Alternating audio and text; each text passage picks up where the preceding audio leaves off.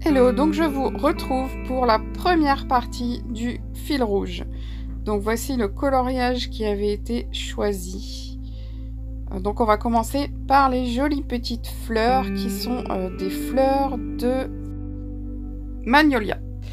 Donc j'adore le magnolia en plus, j'adore cet arbuste là, je le trouve vraiment magnifique. Donc pour commencer, on va prendre un rose. Donc je fais toujours mon coloriage, enfin toujours, je vais réaliser mon coloriage au Prismacolor.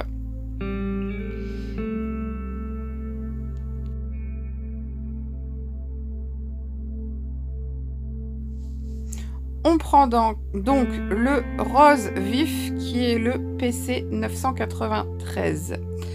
Donc avec ce premier crayon, je vais repasser tous les petits pointillés que vous voyez à l'intérieur des pétales, donc qui doivent être les nervures en fait de chaque pétale. Hein.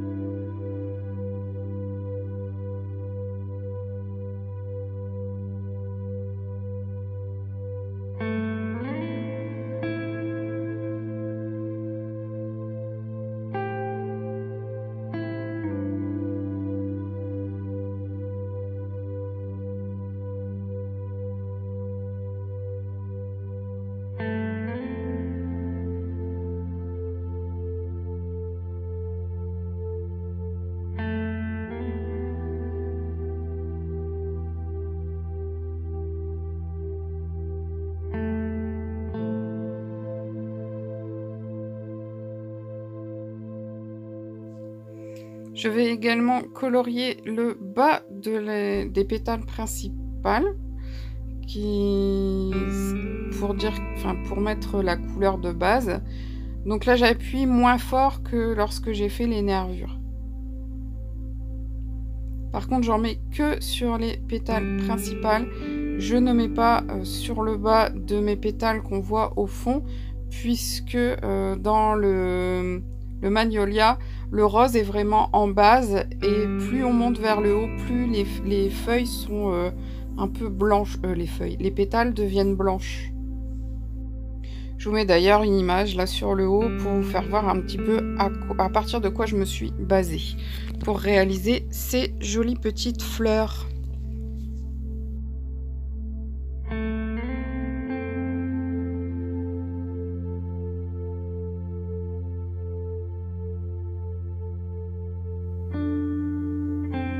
Donc ensuite on va changer de couleur, je trouvais la couleur un petit peu trop claire, donc j'ai décidé de prendre le mûrier, le 995 qui est vraiment plus foncé, et je repasse sur les zones que j'ai déjà passées en rose.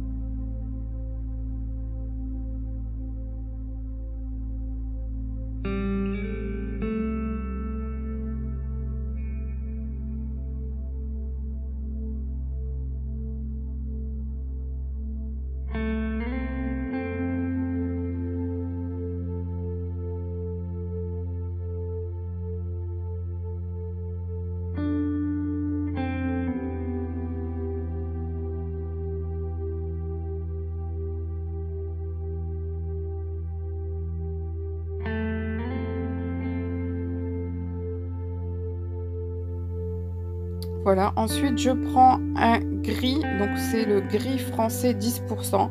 Donc c'est vraiment un gris très léger, le 1068 pardon. Et donc là je vais repasser sur les zones que j'ai passées en rose, en essayant de l'étaler mais vraiment très légèrement. C'est juste histoire de donner un petit peu de reflet à la seconde partie et faire une transition entre le rose et le blanc.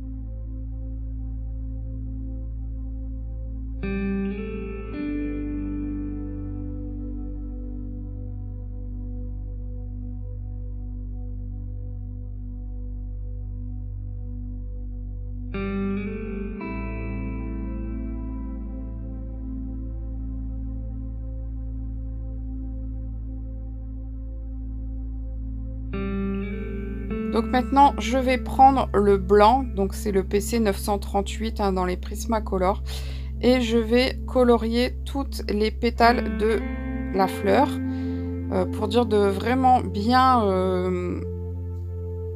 fondre les couleurs les unes dans les autres. Alors là, vu que le papier, le fond est encore blanc, forcément, on ne voit pas encore la différence, enfin, on ne voit pas vraiment fort la couleur que j'ai mis, mais à la fin, quand on va faire le fond, vous allez vraiment voir comment ça ressort.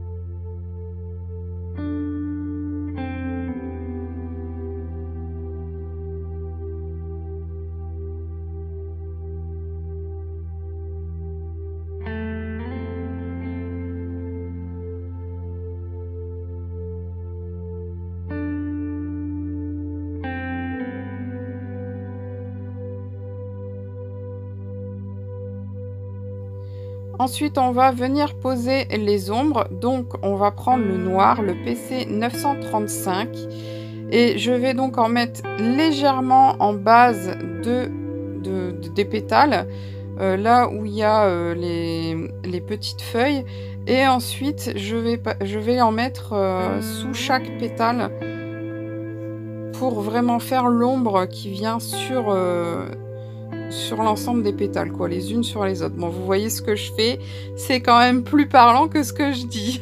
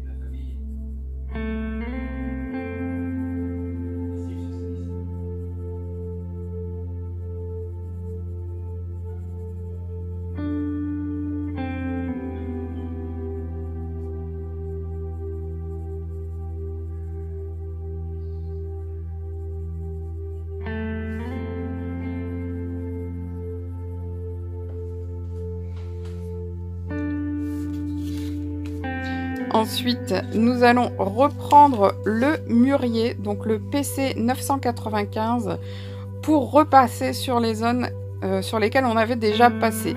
Parce qu'après le gris, après le blanc et après le noir, du coup, je trouvais que le rose ne ressortait plus assez.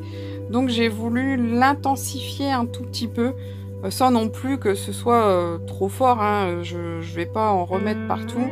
C'est vraiment pour le réintensifier un peu, pour donner un peu de volume à chaque pétale.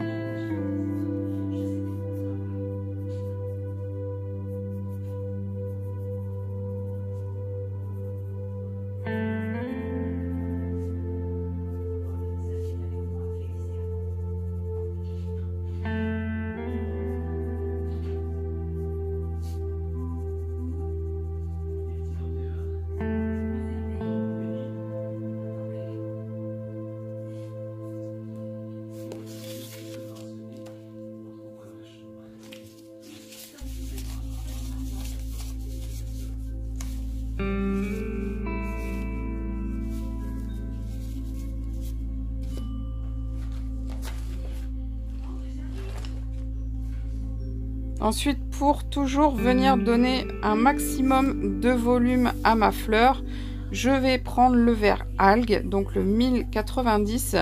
Je vais en mettre un petit peu sur la base rose et je vais l'étaler plus sur les pétales pour vraiment donner du volume et pour donner un peu d'intensité au rose en fait, pour faire ressortir tout ça. C'est ce que je vous répète souvent, il ne faut pas hésiter à superposer les couches. Donc c'est pareil là pour le vert, je repasse sur le noir pour le rendre plus naturel en fait, parce que le noir je trouvais que ça faisait assez fort marqué.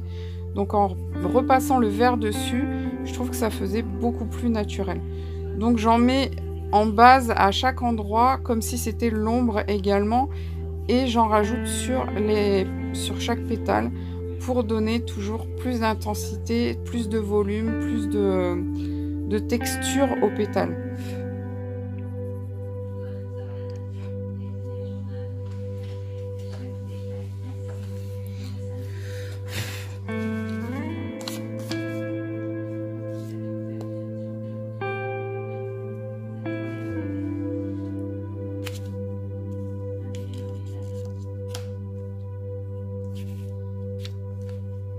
Donc là, je reprends mon gris français et je vais essayer d'intensifier certaines zones pour donner un minimum de volume et d'effet sur le haut des pétales, puisque c'est les zones où ils étaient blancs en fait à la base. Donc j'en mets pas partout, mais c'est pour essayer de lui donner du volume. Alors là, je me rends bien compte que sur la vidéo, vous voyez pas vraiment de différence, mais vous verrez à la fin, quand on fera le fond, vraiment ça va changer et on va vraiment voir la différence de volume. Donc pour le petit bouton qui est juste à côté, le bouton de fleurs, je repasse les pointillés en mûrier, donc le PC 995. J'en mets un petit peu à la base également. Ensuite, je prends mon gris français pour étaler un petit peu plus le rose. On répète les mêmes étapes hein, que tout à l'heure. Qu'avec la grosse fleur, on répète vraiment les mêmes étapes. Je viens finir avec le blanc. Et enfin, on va reprendre le vert algue, le 1090, que je vais passer pour les ombrages et également en base. Voilà, pour donner un peu plus de volume.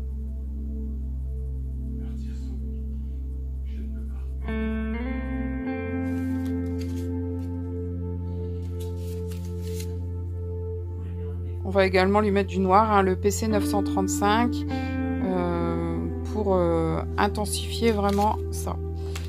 Et puis pour le rendre plus naturel, je blende le tout avec mon blanc.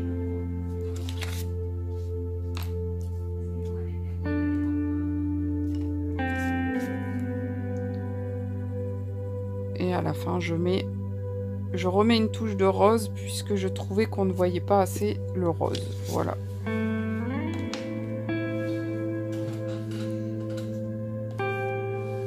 Donc là, on va changer de fleur. Il y en a plusieurs à faire. Ça va être tout le temps les mêmes étapes qui vont se répéter. Donc toutes les fleurs qui vont rester, je vais vous les mettre en accéléré. Donc vous avez vu la première qui était enfin vous avez vu la base quoi. Comme ça vous allez pouvoir reproduire les autres. Donc je les mets en accéléré et on se voit après.